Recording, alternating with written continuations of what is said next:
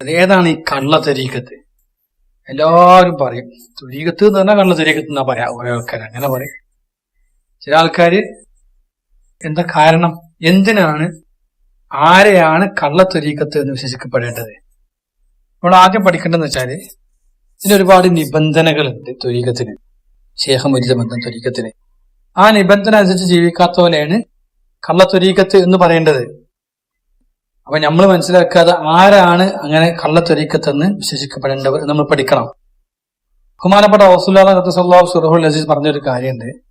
ഒരു ശേഖ് മുറബ്ബിയാണ് എങ്കിൽ ആ ശേഖിന്റെ നിബന്ധനയെ കുറിച്ച് പറഞ്ഞു കൊടുത്ത ഒന്ന്, ഹബീബായ റസൂലുള്ളാഹി സ്വല്ലല്ലാഹു അലൈഹി വസല്ലമ തങ്ങൾ വരെ മുട്ടുന്ന സിൽസില വേണം, തൗഹീദ് വേണം, പിന്നെ തൽക്കീന് വേണം, അതുപോലെ പരിശുദ്ധമായ ലാഹിർ ശരീഅത്തും ബാത്തിനി രണ്ട് ശരീഅത്ത് വേണം എന്നർത്ഥം.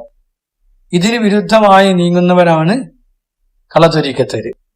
ത്വരീക്കത്താര് മുഴുവനും കള്ളത്വരീക്കത്താരെന്ന് പറയരുത്. അത് വളരെ അപകടമാണ്. സാധാരണ പണ്ഡിതന്മാരെ മൂല്യന്മാർക്ക് പറഞ്ഞാൽ മതിയാവില്ല ശൈഖന്മാരെ പറഞ്ഞാല്. കാരണം മന്നാദാലി വലിയൻ വക്കത് ആദൻ തുഹു ബിൽ ഹർബ്, എന്റെ ഔലിയാക്കളോട് ആരെ ഇറങ്ങാക്കിയാല് അള്ളാഹിനെ ഞാൻ അവരോട് യുദ്ധം ചെയ്യും എന്നുള്ള പ്രഖ്യാപിച്ചിട്ടുണ്ട്. അപ്പൊ മഹാന്മാരായ ഔലിയാക്കളുമായി ഇടപെടുമ്പോൾ വളരെ സൂക്ഷിക്കണം.